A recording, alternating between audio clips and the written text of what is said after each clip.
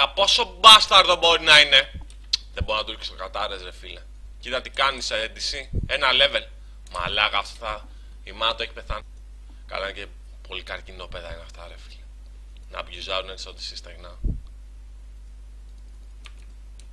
Πω δεν μπορώ να τους βρίσω, το ορκίζομαι. Δεν μπορώ να τους βρίσω ρε φίλε. Ό,τι βρισιά ξέρω θα την έλεγα τώρα. Ό,τι βρισιά ξέρω θα την έλεγα.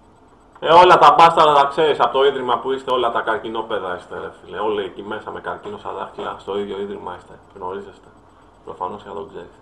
Γάμο τη μάνα του. Ήθελα μία φορά να με πάει καλά.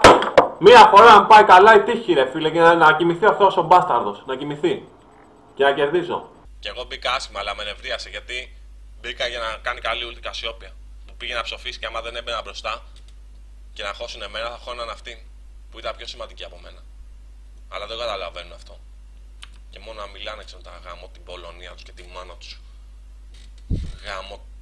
Fuck every Poland trash. Cancer to your mothers. Γάμο τα νεκρά τους ρε φίλε για Πολωνία. Γάμο τη μάνα τους.